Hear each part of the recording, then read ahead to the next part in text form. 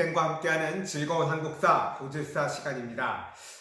우리 전 시간에는요, 고려의 대외관계와 원간섭기의 사회변화, 두 번째 시간으로 원간섭기의 사회변화에 대해서 공부를 했어요. 그렇죠? 원간섭기에는 영토도 상실됐고요, 내정도 간섭받았고요, 그 다음에 경제적인 수탈도 당했습니다. 또 원나라와의 인적, 물적 교류가 활발해지게 되면서 몽골풍이 나타났다. 이런 내용을 중심으로 공부를 했고요. 그 다음에 이제 그 반원 자주 정책을 펼쳤던 공민왕의 개혁 정치에 대해서 공부를 했어요. 그렇죠? 자, 공민왕은 첫 번째 반원 정책을 위해서 친원 세력인 기천을 숙청을 했고, 쌍성 총관부를 무력으로 수복했다라고 얘기를 했습니다. 그렇죠? 자, 그 다음에 내정 간섭기구인 정동행성 이문서도 폐지했고, 그 다음에 관제를 복구하고 몽골풍을 금지하는 그러한 반원 정책을 펼쳤다라고 얘기를 했습니다. 자, 그 다음에 왕권 강화 정책으로 임사권을 장악하던 정반을 폐지를 하고 신도를 등용해서 전민 변정 도감을 설치했다라고 얘기했습니다. 그래서 바로 권문세족이 가지고 있던 토지, 권문세족이 권력을 이용해서 일반 농민들로부터 빼앗은 토지, 그 다음에 그 일반 농민들을 노비로 만들어서 경작토록 했는데, 이러한 토지와 일반 양민들을 원래도로 환원시키는 전민 변정 도감을 설치했다라는 것도 우리 공부를 했습니다. 한편 이제 고려 후기에는, 그러니까 원간섭기의 지배 세력으로 떠오르는 애들은 권문 세족이라고 얘기를 했죠. 음성을 통해서 주로 진출했고요. 도평 의사사를 장악했다라고 얘기를 했어요.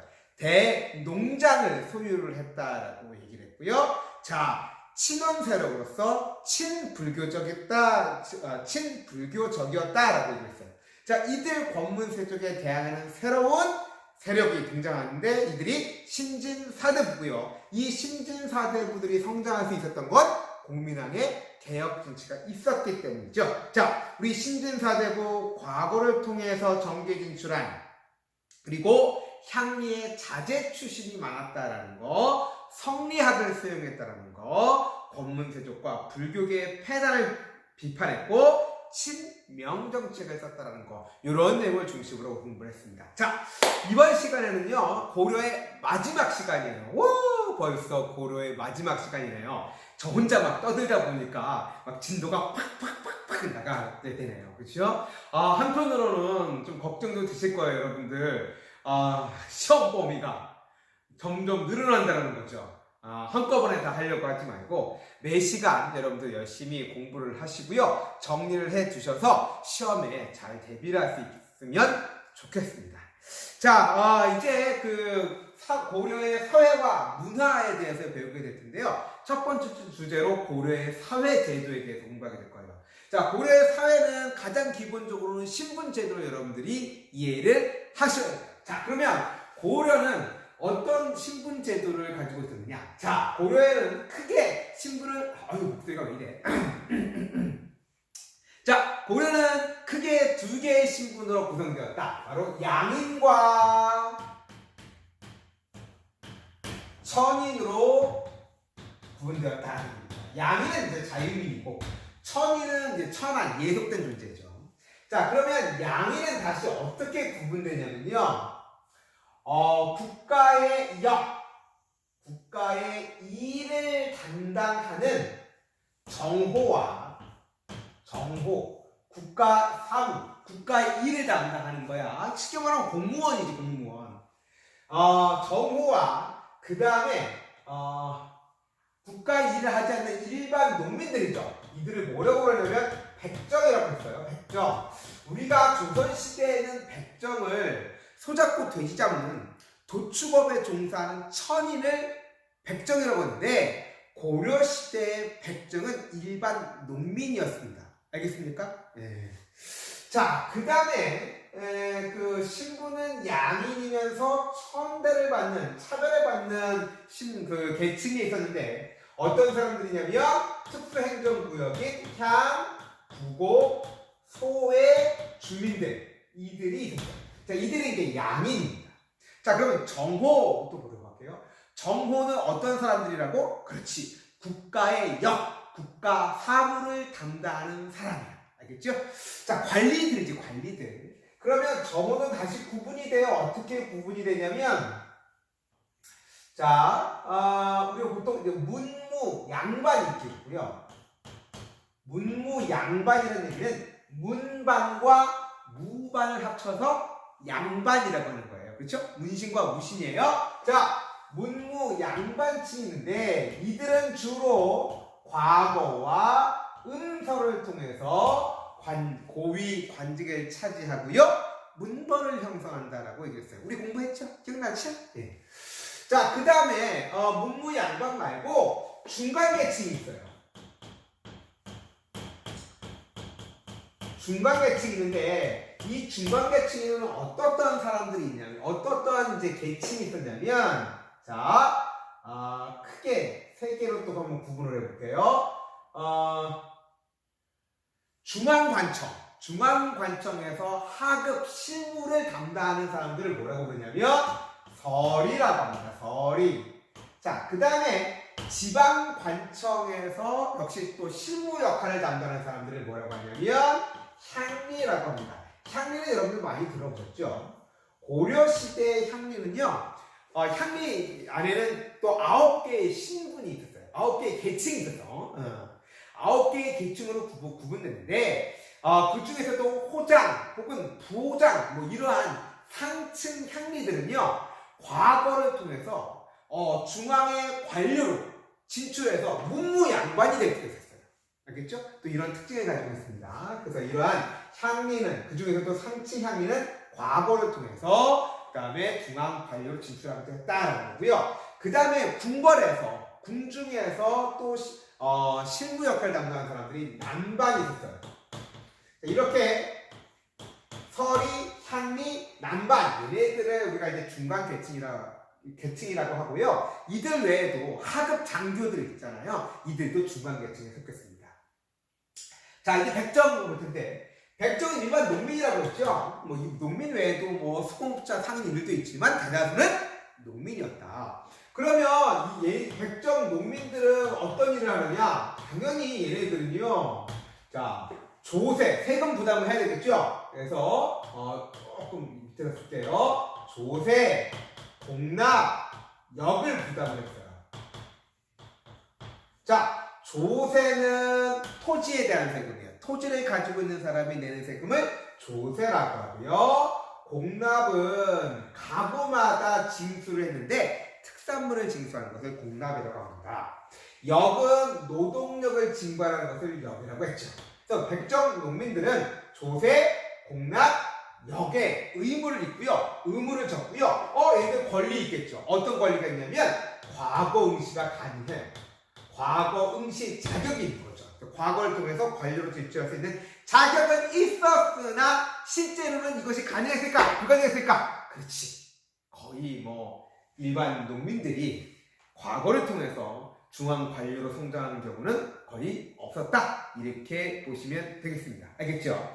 자, 그 다음에 향부곡소에 거주하는 사람들인데 얘네들은 신분적으로는 양인이에요. 양인인데 일반 백정 농민에 비해서 차별을 받았다. 제가 잠깐 그 전에 설명한 거 있는데 기억나시죠?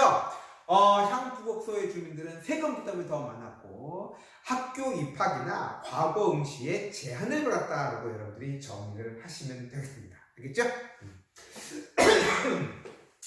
자, 그 다음에 이제 우리 천인에 대해서 살펴볼 텐데 천인도 종류가 여러 가지가 있지만 대다수는 노비였다. 노비만 여러분들이 기억하시면 돼요.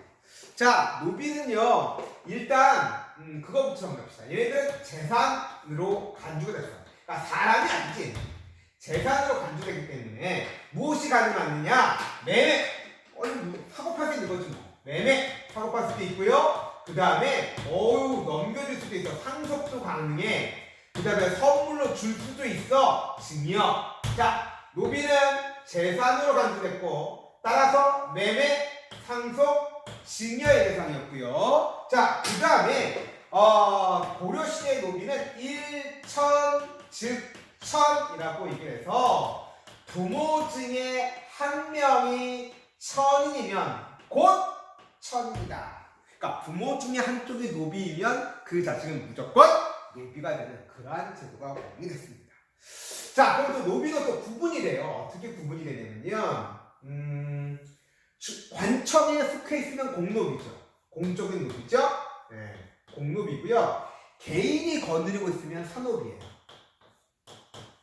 그런데 공노비는 다시 입역노비라고 해서 관청에서 살면서 관청의 잡다한 일을 담당하는 애들이 입역노비라고 하고요.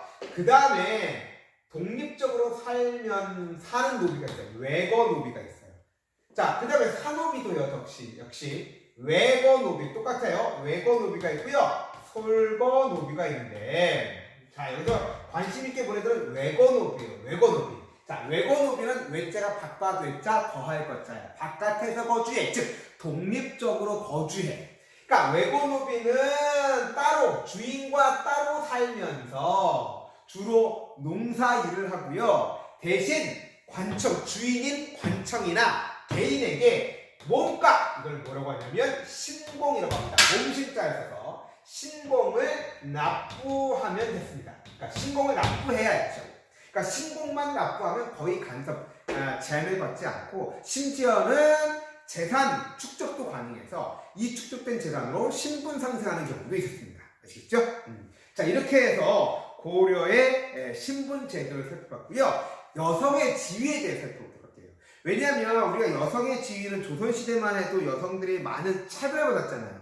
그런데 고려시대에도 그랬을 것 같지만 고려시대에는 남성에 비해서 물론 차별 제한은 있었죠. 예를 들어서 사회활동을 한다거나 혹은 관직 진출을 한다거나 그런 데 차별은 있었지만 그러나 일상생활이라든가 집안 내에서 남녀의 차별은 그렇게 심하지 않았다. 남성과 거의 대등했다. 이렇게 우리가 결론 지을 수 있어요. 그러면 그 내용을 구체적으로 한번 살펴보도록 할게요.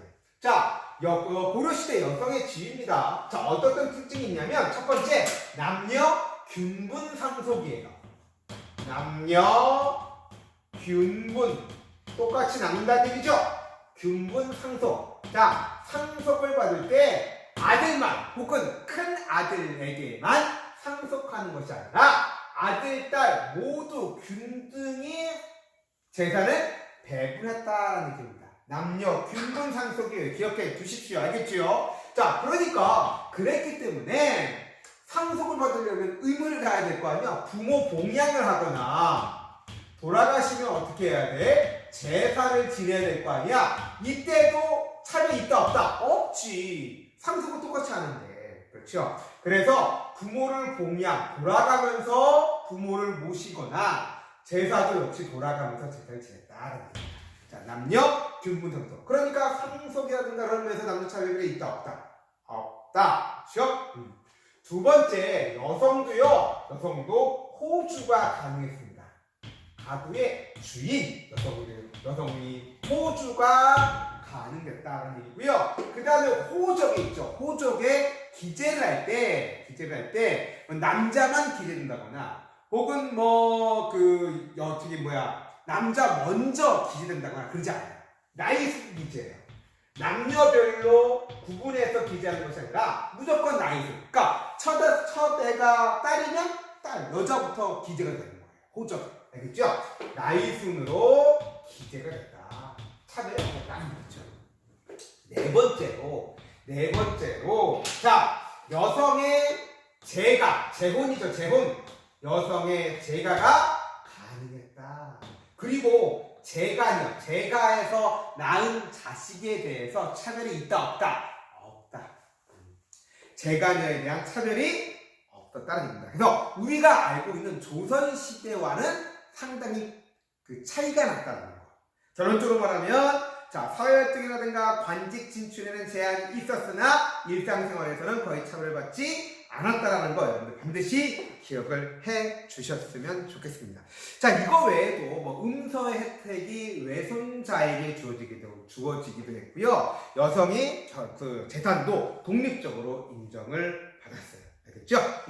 자, 이런 내용들을 중심으로 받고 이제 고려의 문화를 좀 보도록 하겠습니다. 고려의 문화. 자, 문화 그러면 우리가 뭐 기본적으로는 유학, 그렇죠? 유학. 그 다음에 불교 이런 것들을 중심으로 공부를 해야 되겠죠? 자, 그러면 유학, 그 다음에 역사서도 있습니다. 유학, 역사서, 불교 이렇게 세 부분으로 구분해서 설명을 드리도록 하겠습니다. 먼저 유학입니다. 자, 유학. 유학은요 시기에 따라서 그 특징을 구별을 하셔야 돼요. 자, 초기 유학. 그 다음에 문벌 귀족 사회가 성립하면서 문벌 귀족 사회가 성립한 중기 유학. 그 다음에 원간섭기 이후에 후기 유학. 이렇게 좀 차이를 그 시기를 구분해서 그 특징을 살펴보도록 하겠습니다. 자, 초기에는 어떤 일이 있었느냐면, 자, 유학, 교육, 유학의 발달과 관련된 사건들이 뭐가 있냐면, 광종이 과거제를 실시했죠. 그렇죠? 과거제를 실시했죠? 그러니까 관리가 되려는 사람들은 뭘 공부해야 돼? 유학을 공부해야 돼. 그렇죠? 그러니까 유학 교육이 확대가 됐겠죠? 그 다음에 유학 교육기관도 생기네요. 그렇죠? 국자감. 국립대학인 국자감. 지방에는 향교. 또한 유학 교육기관이 있었다라고 얘기를 했고요. 그러면 이 시기 고려 초기에 유학을 대표하는 인물이 누구냐면 바로 시무 28조 하면 떠오르는 인물이 있더라. 누구야? 같이 말해볼까? 최승로. 그렇지. 최승로. 시무 28조라는 사람이 있죠. 자, 이 최승로는요 시무 28조를 통해서 바로 새로운 국가 건설, 그 다음에 사회 계획을 추구했습니다. 그러니까 새롭게 고려 왕조가 성립한 다음에 어떠한 체제, 질서를 만들어야 할 것이냐, 유교 이념에 약간 통치 질서를 만들자라고 얘기를 했잖아요. 그래서 새로운 국가 건설과 그 다음에 유학을 중심으로 하는 사회 계획을 추구했다. 따라서 자주적이고 주체적인 성격을 가졌다라고 표현할 수 있습니다. 그렇죠? 자, 그러면 중기로 갈게요. 중기로 가면 어떤 사회였냐면 문벌 귀족 사회였다. 그러니까 모든 특권이, 사회 모든 특권을 문벌 귀족이 독점했던 시기입니다. 그렇죠? 중기에 유학을 공부한 애들이 바로 문벌 귀족 아니에요. 그렇죠? 그러니까 이 시기에 유학을 공부한 애들이 문벌 귀족이면 얘네들은 초기처럼 사회 개혁, 변혁 이런 것들을 추구할까? 아니지. 걔네들은 기득권 세력이니까 이 기득권을 그대로 유지하고 싶겠지. 따라서 중기 유학의 특징을 설명을 하면 초기처럼 사회 개혁을 지향하기보다는 안정을 추구하는 거야. 안정. 지배 체제의 안정을 추구하는 성격을 띄었어. 그럼 이거는 개혁적이야 혹은 보수적이야. 그렇지? 보수적이다라고 했죠. 뭐 개혁 세력, 보수 세력 이렇게 크게 구분할 수 있잖아. 보수는 안정을 추구하고 현 체제를 유지하려고 하는 거. 그렇지? 이게 보수적이다라고 표현을 하잖아. 그렇지? 보수적 성격이었다라는 얘기입니다. 그러면 고려 중기에 유학을 대표하는 인물이 누구냐? 바로 김부식. 많이 들어봤죠? 김부식 어디에 나오니? 김부식 우리 묘청에 서경천도운동에서 나왔잖아. 묘청에 나는 김부식이 진압을 하잖아. 묘청에 서경천도 주장할 때 김부식은 안정을 위해 된다, 질서를 추구해야 된다 라고 하면서 반대했잖아요. 그렇죠? 자, 바로 어떤 사회체제의 안정을 추구했던 보수적인 유학자 김부식. 뒤에 역사가 또 나옵니다. 자, 김부식이고요. 그 다음에 최춘이라는 사람이 있어요. 고려시대 최대의 학자, 최고의 학자라고 이끌어진 사람이죠. 고려의 과거 시험도 엄청나게 많이 총괄했던 인물이 바로 최춘이에요. 이 사람은요, 구제학당에서, 그러니까 은퇴를 한 다음에 학교를 세운 거야. 사립학교를 세운 거야. 과거 시험을 총괄했던 사람이 학교를 세웠으니 과거에 응시하고자 하는 사람들은 너도 나도 이 사람한테 배우고 싶을 거 아니야? 그러니까 사람들이 구름같이 모여. 그러다 보니까 공교육기관인 국자감, 향교는 위축되고 말이야. 많은 사람들이 이 구지 학당에만 모이는 거야. 즉 요즘 말로 하면 사교육이 판치는 거지. 공교육은 위축되고, 그렇지? 그러한 현상을 초래했던 인물이 바로 이 최충이었습니다. 바로 자 고려 중기 유학에 대해서 설명드렸고요. 자 고려 후기에 유학하면 가장 큰 특징이 자 고려 충렬한 때 안향에 의해서 성리학이 도입이 됩니다. 이게 가장 중요한 특징이죠. 자, 성리학이 도입이 됐고, 자, 이 성리학을 수용한 애들이 어떤 애들이라고 얘기했지? 그렇지. 신진 4대 부들이 수용을 했습니다. 받아들였고요. 성리학적 이념에 입각해서 당시의 권문세족의 부패를 비판을 하고 또 이들과 결탁한 불교의 폐단도 맹렬히 비판했던 세력들이 바로 이 신진 사대부였다. 이렇게 정리를 할 수 있겠습니다. 알겠죠? 자, 그래서 고려시대 초기, 중기, 후기에는 유학의 변천 과정 설명드렸고요. 유학, 역사서를 공부하도록 하겠습니다. 역사서. 자, 그러면 역사서 우리 이제 크게 제가 우리 학습지에도 3가지가 나오는데요. 새 역사서를 여러분들 기억하시면 되겠어요. 자, 역사서. 여기다 쓸게요. 역사서. 고려시대 역사서. 지금 현재 남아있는, 현재 존재하는 가장 오래된 역사서가 뭔지 아세요? 이게 바로 삼국사기일까 삼국유사일까? 이거 맨날 헷갈리지? 삼국사기야. 삼국사기. 삼국사기. 자, 누가 지었어? 그렇지. 김부식이 지었어. 김부식이 지은 것이 삼국사기야. 물론 혼자 지은 것은 아니지. 대표 이름이 김부식이야. 자, 삼국사기, 김부식의 삼국사기는 자, 첫 번째, 현존 최고다.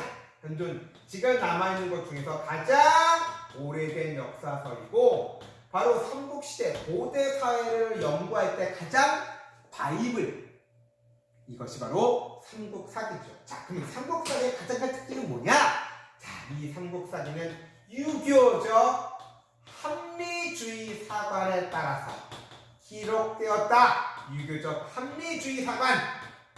야, 이게 무슨 말이냐? 자, 합리적인 사관이라는 게 뭐냐면, 자, 여러분들 그 단군신화 아시죠? 단군신화는 뒤에 설명했지만 삼국유사에 처음 나옵니다. 그러면 이 삼국사기는 고려 인종 때 김부식이 지은 거거든요. 그러면 김부식은 단군신화를 알았을까 몰랐을까?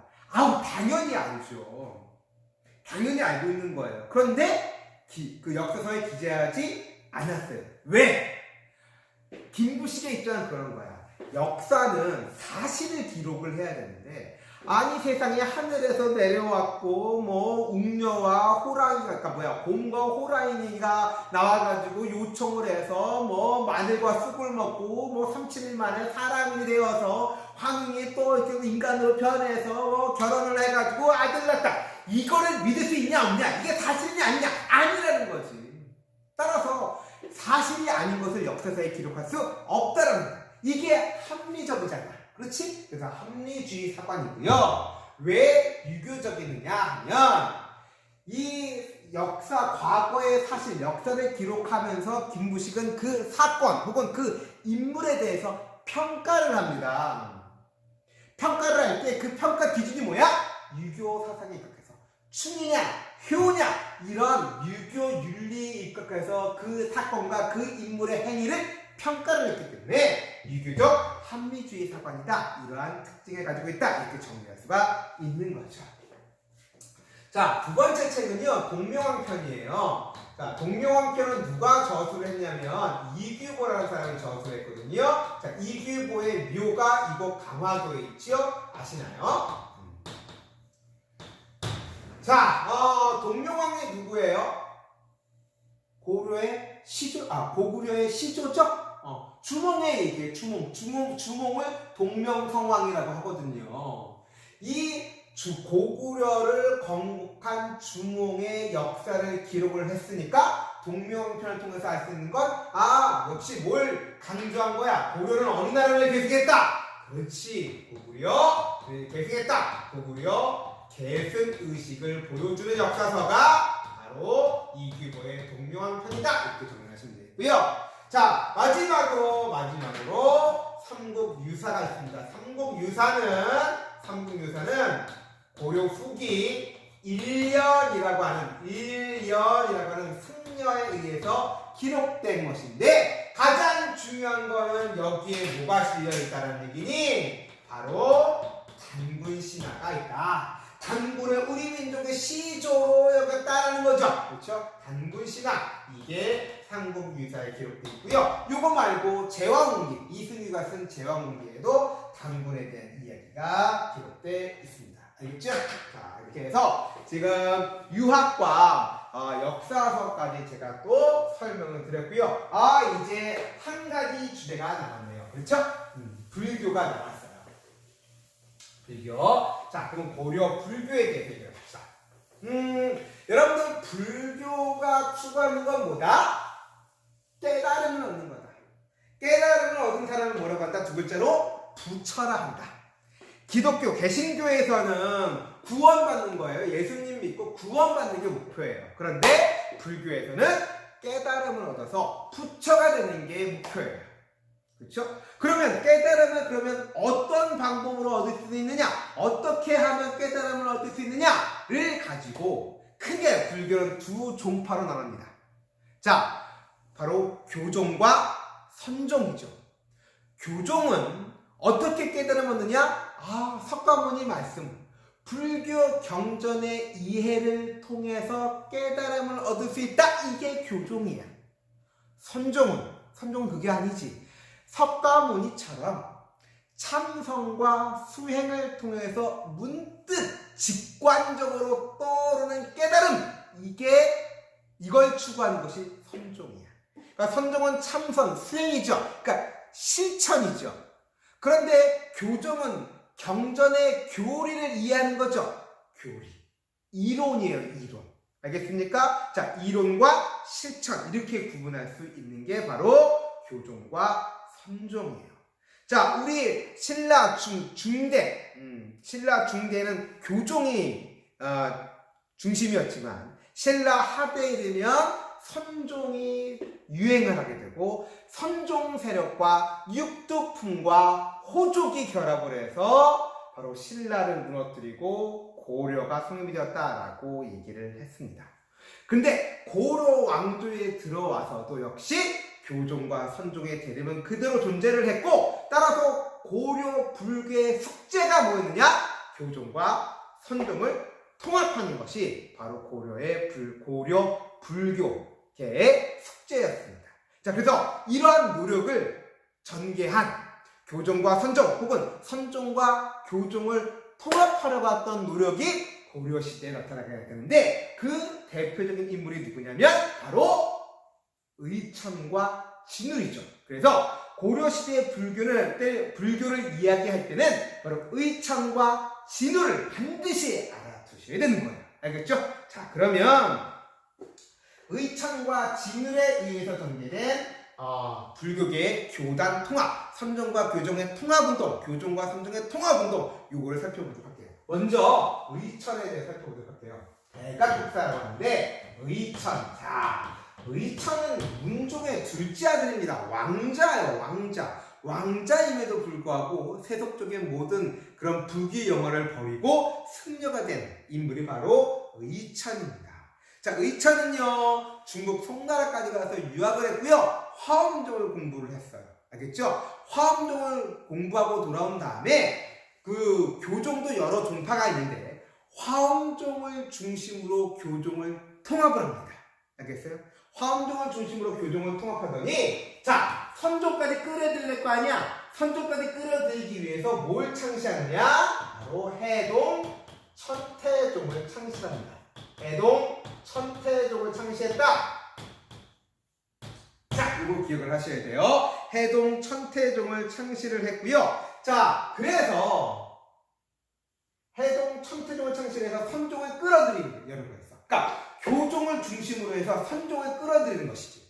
자, 그래서 교종을 중심으로 해서 선종을 끌어들이려고 했다는 얘기입니다. 그럼 끌어들이려면 선종도 이해하고 동의할 수 있는 나름대로의 교리, 나름대로 주장이 있어야 될 거 아니겠습니까? 자, 그래서 의천이 제기했던 것이 뭐냐면 바로 교관 겸수를 주장합니다. 자, 교관 겸수, 이게 뭔 뜻이야? 교리야, 교리. 그러니까 교종에서 강조하는 거죠. 관은 직관이야, 직관. 문득 떠오르는 거. 이건 선종에서 강조하는 거야. 그러니까 교리, 관이 뭐야? 직관, 참선하면서 수행을 통해서 깨닫는 것이죠. 그렇죠? 그래서 교와 관을 겸해서 수행하라. 함께 수행하라. 그러니까 이 사람은 뭐야? 교리도 중요하고 참선, 수행도 중요하다 이거야. 그런데 앞에 있는 게 뭐야? 앞에 있는 게 교야, 교. 그러니까 교종을 중심으로 선종을 포용하는 그러한 주장을 했다는 거예요.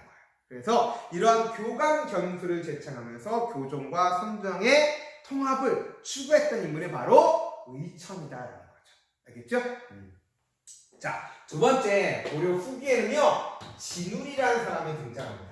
자, 진울은 뭐 했냐면 신앙 결사운동을 전개를 했어요. 알겠어요? 자, 신앙 결사운동, 이게 뭔 뜻이냐면 당시 불교계가 썩어버렸다 이거야. 부패했다 이거야. 이들 불교 세력이 기득권 세력과 결탁을 해가지고 원래 승려들이 해야 할 것들을 버려버리고 세속적인 명예와 이익에만 집착하게 되는 거야. 이것을 비판하고 원래 승려 본연의 자세, 경전있고 참선하고 노동하고 이것을 강조하는 쉽게 말하면 종교 개혁 운동을 전개하는 거예요. 그렇죠? 자, 그러기 위해서 조직한 결사체 모임이 뭐냐면 수선사. 그러니까 이 사람은 진울은 이제 송광사라고 하는 큰 절이 있어요. 전라도 지역에, 전라남도에 송광사라고 하는 큰 절이 있는데 그 송광사를 중심으로 수선사 결사를 만들고 불교계의 정화운동 이것을 전개했던 사람이 진울이다라고 여러분들 정리하시면 되고요. 자, 그러면서 이 사람은 뭘 주장을 하냐면, 자, 의천은 교관겸수라고 했죠. 진울이 얘기했던 건 뭐냐면 돈오 점수, 그 다음에 정해 쌍수 이거를 제창합니다. 자, 이 말이 어려운데 돈오 점수는 자, 깨달을 돈자예요. 오자는 나 오자예요. 자, 나를 깨달아라. 즉, 내 안에 부처가 될 수 있는 성질이 있다는 거야. 내 안에 부처가 될 수 있는 성질이 있음을 깨닫고 점진적으로 수행하라 이거야. 점진적으로 수행하는데 어떻게 하냐면 정과 해를 쌍으로 함께 수행하라 이거야. 여기서 말하는 정은 참선이고요. 해는 교리예요. 알겠습니까? 그래서 참선과 교리를 쌍으로 함께 수행하라. 그러니까 선종과 교종에서 강조하는 모든 것을 다 함께 해라는 얘기죠. 그렇죠? 자, 의천과 진울은 거의 엇비슷하죠. 교종과 선종, 선종과 교종을 통합하려고 했으나 자, 의천은 교종의 입장에서 선종을 끌어들인 것이고 진울은 정해 쌍수니까 선종의 입장에서 교종을 끌어들이는 거죠. 그래서 우리는 이 진울의 이러한 동로점수, 정해쌍수를 통해서 선교 일치, 선종과 교종의 일치를 완성했다. 불교 사상계에 있어서 선종과 교종의 선종과 교종을 하나로 통합했다. 이렇게 우리는 정리할 수 있습니다. 알겠습니까? 자, 다시 한번 의천은 교관겸수, 교종을 중심으로 선종을 끌어들이는 것. 자, 진울은 돈오점수, 정해쌍수. 그래서 선종을 중심으로 교종을 끌어들이는 것. 알겠습니까? 그래서 조금 더 깊이 얘기하면 의천의 교단 통합 운동은 사실은 이제 실패로 돌아가요. 그러니까 의천이 죽은 다음에 다시 선종과 교종이 나눠져서 서로 또 대립을 하게 되는데 진울 같은 경우에는 이러한 동오점수, 정해쌍수를 통해서 선종과 교종을 하나로 통합시키는데 성공했다. 이러한 평가를 받습니다. 아시겠죠? 자, 그 의창과 진울이 가장 중요하고요. 자, 이들 말고 또 어떤 승려들이 있냐면 해심이라는 사람이 있어요. 해심. 자, 이 사람은요, 과거에까지 합격했던 사람이야. 원래 유학을 공부했던 애들은 과거까지 합격했는데 나중에 승려가 됐죠. 이 사람은 그래서 뭘 얘기했냐면 유불일치선. 공자의 말씀과 부처님의 말씀이 똑같다라는 거야. 유교와 불교에서 하는 것이 똑같다라는 거지. 유불일치선. 그래서 특히 해심은요, 심성의 도야를 강조했어. 심성도야. 이게 도대체 무슨 말이야? 심성도야. 자, 마음과 특히 마음을 어떻게 바르게 한다는 얘기입니다. 알겠어요? 마음을 바르게 한다. 이런 의미를 지니고 있어요. 심성도야를 강조를 했고요. 자, 이것을 강조하는 것이 바로 성리학이거든요. 성리학에서 특히 심성, 마음가짐을 중시하게 되거든요. 그래서 성리학 수용에 사성적인 토대를 마련했다. 이러한 평가를 받습니다. 알겠죠? 자, 마지막으로 요세라고 하는 사람이 있는데, 이 요세라는 사람은 진울이 수선사 결사를 만들었듯이 요새도 백년 결사를 얘기해요. 전라남도 강진의 만덕사람들에서 백년사 결사, 백년 결사를 조직을 합니다. 알겠습니까? 백년 결사. 자, 백년 결사를 조직했다라는 거, 요거만 기억하시면 될 것 같아요. 자, 그 다음에 이제 우리가 고려 시대 불교를 얘기할 때 빠뜨릴 수 없는 거. 그렇지. 팔만 대장경. 외침을 극복하기 위해서, 외침을 불심으로 극복하기 위해서 이곳 강화도에서 만든 것이 바로 팔만 대장경이죠. 자, 이것도 고려 불교를 얘기할 때 빠뜨릴 수가 없는 사실이죠. 알겠죠? 자, 이렇게 해서 고려의 사회와 사상을 사회와 문화를 살펴봤고요. 이렇게 해서 우리 고려 시대가 마무리됐어요. 자, 다음 시간에는 이제 조선시대로 갑니다. 그래서 조선의 건국 과정과 통치체제가 정비되는 과정에 대해서 공부를 하겠습니다. 아시겠죠? 자, 오늘도 강의 듣느라고 수고 많으셨습니다. 다음 시간에 만날게요. 안녕. PPT를 통해서 제10강 고려의 사회와 사상에 대해서 공부하도록 하겠습니다. 먼저 고려의 신분제도를 살펴보도록 하겠습니다. 고려의 신분제도는 자유민인 양인과 비자유민인 천인으로 크게 구분할 수가 있겠고요. 양인은 다시 국가의 국가의 일을 담당하는 정호, 그 다음에 대다수가 농민인 백정, 그 다음에 특수행정구역인 향, 부국, 소에 거주하는 주민들로 구분될 수가 있습니다. 그럼 각각에 대해 살펴보도록 할게요. 정호는 국가의 일, 국가의 사물을 담당하는 사람으로서 문무양반과 중간 계층으로 다시 구분될 수 있습니다. 문무양반이란 문반과 무반, 합쳐서 양반이 되는 거죠. 이들을 말하는 것으로서 주로 과거와 음서를 통해서 고위 관직에 진출하고 문벌을 형성을 했습니다. 한편 중간계층은요, 중앙관청에서 하급 실무 역할을 하는 서리, 지방관청에서 역시 실무 역할을 담당하는 향리, 궁궐에서 일하는 남반, 그 다음에 하급 장교들로 구성이 됩니다. 자, 이들 중간계층의 특징은요, 그 직역을 세습을 한다라는 거죠. 예를 들어서 아버지가 향리면 그 자식이 대부분 다 향리가 된다라는 것이고요. 또 국가의 사물을 담당하기 때문에 그에 상응하는 토지를 지급받았습니다. 예컨대 고려시대의 향리는 조선시대와는 달리 국가로부터 외역전이라고 하는 토지를 지급받기도 했습니다. 한편 향리들도 레벨이 있는데 여러 계층으로 구분되는데 이들 중에서 부호장 이상의 상층 향리는 과거 응시를 통해서 중앙관직으로 진출 가능했다. 즉 향리지만 문무 양반으로도 진출할 수 있었다. 이렇게 보시면 되겠습니다. 한편 백정은 우리가 조선시대에는 도축업에 종사하는 천인들을 백정이라고 불렀는데요. 고려시대의 백정은 그런 천민이 아니라 일반 농민들을 백정이라고 했습니다. 그래서 이들 백정 농민들에게는 조세, 공납, 역을 부과를 했죠. 그래서 토지를 가지고 있는 사람은 토지세인 조세를 납부를 했고요. 또 집집마다 특산물인 공납을 바쳐야 했고, 그 다음에 노동력을 바쳐야 했습니다. 그리고 이들 백정 농민들은 과거 응시 자격이 부여되기도 했죠. 한편 향부곡소에 거주하는 주민들은 신분적으로는 양인이에요. 그러나 일반 백정 농민에 비해서는 차별을 받았어요. 예컨대 세금 부담이 훨씬 더 많았고요.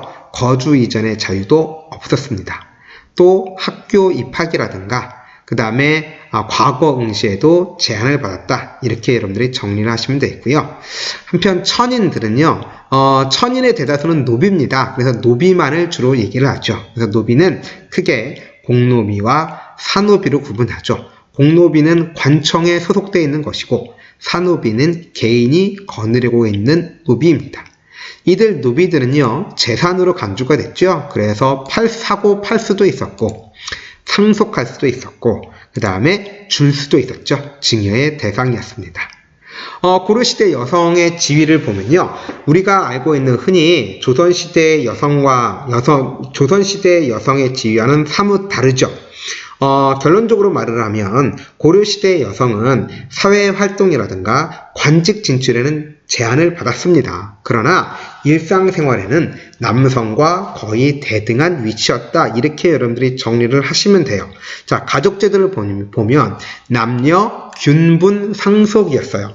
우리 조선시대에는요, 아들, 그 중에서도 큰아들에게 대부분 상속이 이루어지게 되고 그 큰아들이 부모를 봉양을 하고 그 다음에 돌아가시면 제사까지 독점했죠. 그런데 고려시대에서는 아들 혹은 또 아들과 딸 구분 없이 똑같이 상속을 받고 그 다음에 부모를 모시거나 제사를 지낼 때에도 돌아가면서 지냈습니다.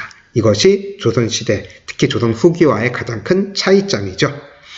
또한 여성이 호주가 될 수 있었고요. 호적에 남녀별이 아니라 나이 순으로 기재가 됐습니다. 또한 여성이 자유롭게 재혼할 수가 있었어요. 그러니까 재가라는 얘기는 재혼이라는 얘기거든요. 자유롭게 재혼이 가능했고 또 재혼해서 낳은 자손들이 사회적 진출이라든가 활동에서 차별을 받지 않았다. 이렇게 여러분들이 정리를 하시면 되겠습니다. 고려의 문화입니다. 그래서 유학을 먼저 보면 고려 초기에는요. 우리 4대 광종 때 과거제가 실시가 됐죠. 그래서 관료로 진출하고자 하는 사람들은 유학을 공부할 수밖에 없었고 유교 통치 이념의 확립이라든가 유교 교육의 확대를 위해서 중앙에 국자감이라고 하는 국립대학을 설립을 했고 지방에는 향교를 설립을 했죠. 자, 고려 초기의 유학을 대표하는 인물은 바로 최승로입니다. 자, 최승로는 시무 28조에서도 알 수 있듯이 바로 유교를 새로운 국가 건설과 사회 개혁을 추구하는 사상적 바탕으로 이해했다. 이렇게 보시면 되겠습니다. 잠시 후 죄송합니다. 방송이 지금 교실에서 녹음을 하고 있는데 방송이 나오고 있네요. 자, 계속해서 하도록 하겠습니다. 중기에는 우리 이제 문벌 귀족 사회였죠. 이 시기에 유학을 공부했던 사람들은 대부분 다 문벌 귀족이었습니다. 문벌 귀족들은 전달합니다. 교실에 계신 선생님들은 2시 50분부터 강당에서 전체 교직원 회의를 하는 예정이오니 지금부터 이동하여 주시기 바랍니다. 2시 50분에 회의를 시작하도록 하겠습니다. 죄송합니다. 좀 녹음을 하는데 계속해서 방송이 나네요. 자, 그래서 다시 얘기를 하면 그래서 고려 중기에 유학을 공부했던 사람들은 문벌 귀족, 사회의 기득권 세력이었기 때문에 기존 사회체제를 변혁하고 바꾸고 개혁하기보다는 현 체제가 그대로 유지되기를 바랐습니다. 그래서 이 시기의 유학은 사회개혁을 추구하기보다는 지배체제의 안정을 추구하는 보수적 성격이 강했다 이렇게 볼 수가 있겠고요. 선생님들 오실 때 반드시 마스크를 꼭 착용하고 오시기 바랍니다. 마스크 꼭 착용하고 오세요. 녹음하기 어렵네요. 그죠? 네, 계속해서 하겠습니다. 죄송합니다. 보수적 성격이었고요. 대표적인 학자로서는 삼국사기의 저자인 김부식이 있습니다. 한편 고려 중기의 유학을 대표하는 학자로서 김부식 외에 최충이라는 사람도 있는데요. 이 최충은 구제학당을 설립을 했어요. 최충은 워낙 학식이 뛰어났기 때문에 과거 시험을 총괄하는 지공거라는 역할을 계속해서 수행했었거든요. 자, 이를 바탕으로 해서 이제 사립학교를 세웠죠. 따라서 과거의 응시를 꿈꾸는 수많은 학생들이 이제 국자감이라든가 이런 국립대학이라기보다는 구제학당, 사립교육기관에 몰리는, 그래서 요즘으로 말하면 뭐 공교육보다는 사교육이 이제 집중됐다. 사교육이 훨씬 더 많은 사람들이 찾았다. 이렇게 보시면 되겠어요. 그게 이제 최충의 구제학당이다라고 보시면 되겠고요. 고려 후기의 가장 중요한 유학의 특징은 성리학이 도입됐다라는 거예요. 충전왕 때 안희양이라는 사람에 의해서 성리학이 도입이 됐는데, 이들 성리학을 우리가 신진 사대부들이 적극적으로 수용을 했고, 이를 바탕으로 해서 불교의 폐단과 권문세족의 횡포를 비판했다. 이렇게 여러분들 정리하시면 되겠습니다. 고려시대 역사서는 우리 여러분들 세 가지 역사서를 여러분들 기억하시면 될 것 같아요. 현존하는, 지금 현재 남아있는 가장 오래된 역사서는 김부식이 저술한 삼국사기죠. 고려 인종 때 김부식이 편찬을 했는데요. 이 삼국사기는 유교적 합리주의 사관에 의해서 서술되었다 이렇게 평가를 받습니다. 왜냐하면 삼국사기의 저자인 김부식은 단군 신화를 알고 있었지만 이것이 사실이 아니기 때문에 국가가 편찬하는 정식 역사서에 기록할 수 없다라고 하는 합리적 관점에서 역사를 서술했다 이렇게 말할 수 있고요. 또한 당대 고대에 있었던 여러 가지 사건들이라든가 인물들의 행위를 유교 이념에 입각해서 평가를 했기 때문에 유교적 합리주의 사관을 가지고 있었다. 유교적 합리주의 사관에 입각해서 서술했다 이렇게 정리하시면 되겠습니다. 한편 무신 정권 때 문인이었던 이규보가 동명왕편을 저술했는데, 동명왕은 누구냐면 고구려를 건국한 주몽을 말합니다. 따라서 동명왕편은 바로 고려의 고구려 계승의식을 나타낸 그러한 역사서이다 이렇게 정리할 수 있겠네요. 한편 고려 후기에는 삼국유사가 서술됐는데, 이 삼국유사의 저자는 이련이죠. 이련이 단군을 우리 민족의 시조로 내세우면서 서술한 것이다 라고. 그래서 우리 단군 신화가 기록된 가장 오래된 역사서는 삼국유사예요. 또 이 시기에 이승휴라는 사람이 제왕운기를 서술했는데, 이 제왕운기에도 바로 단군 신화가 기재되어 있죠. 기록되어 있죠.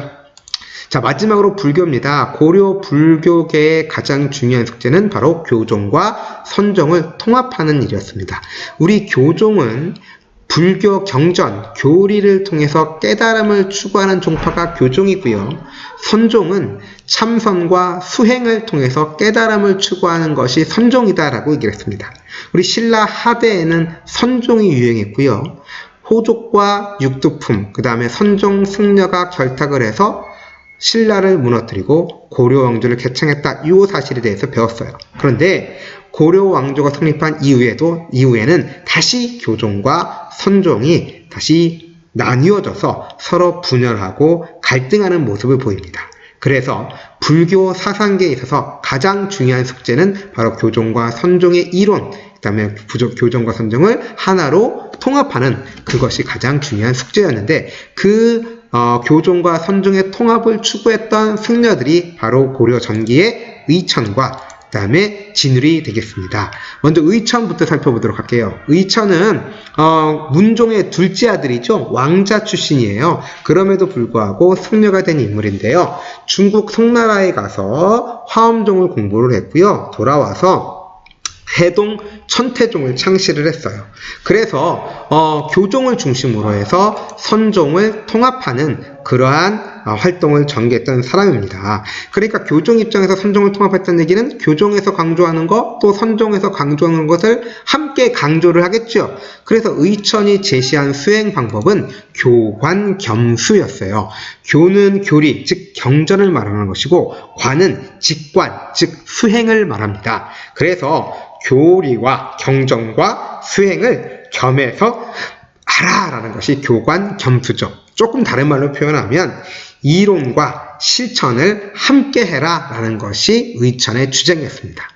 자, 그렇게 해서 교종과 선종이 통합되는 그런 모습을 보이는데, 안타깝게도 의천이 죽은 다음에 다시 교종과 선종은 분열되죠.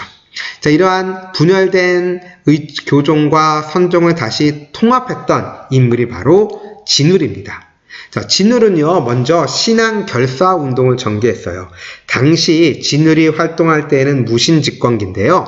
당시 불교계가 많이 부패했었죠. 그래서 원래 승려들이 해야 될 일이 불교 경전 열심히 읽고 참선, 수행하고 노동하고 이런 것인데, 당시 불교계가 세속적인 명예라든가 이익만을 추구하는 일들이 너무 많아져 버리니까 바로 승려 본연의 자세로 되돌아가자라고 하는 신앙결사, 쉽게 말하면 종교 개혁 운동을 전개했다. 이게 진울이에요. 그래서 진울은 송광사에서 수선사라고 하는 조직을, 단체를 조직했다. 이렇게 보시면 되겠습니다. 자, 진울은요, 돈오점수와 정해쌍수를 강조를 했어요. 돈오점수는, 자, 내 안에 부처가 될 수 있는 성질이 있음을 깨닫고 점진적으로 수행하라는 얘기고요. 수행을 할 때에는 참선과 경전을 함께 수행해라 라고 하는 내용을 담고 있죠.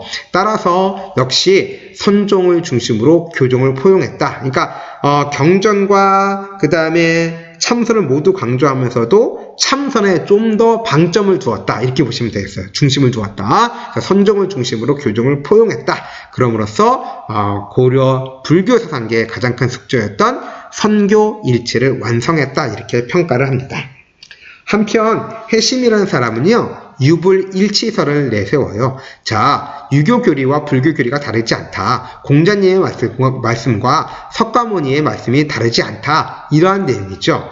특히 해심은요, 심성의 도야를 강조를 했습니다. 도야라는 얘기는 몸과 마음을 바르게 한다라는 의미를 가지고 있게 되거든요. 그래서 심성의 도야를 강조를 했는데, 이 심성, 이것은 특히 성리학에서도 많이 강조되는 것이거든요. 그래서 이러한 해심의 유불일치설이 우리가 고려 후기에 성리학을 받아들이는데 밑바탕이 되었다. 이렇게 우리는 또 정리할 수가 있습니다.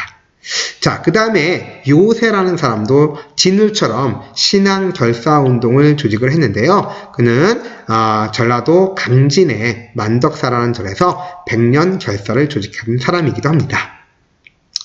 자, 우리 고려의 불교계를 얘기를 할 때 꼭 빠질 수 없는 것이 바로 팔만대장경이죠. 몽골 침입을 극복하기 위해서 이곳 강화에서 팔만대장경이 만들어지죠.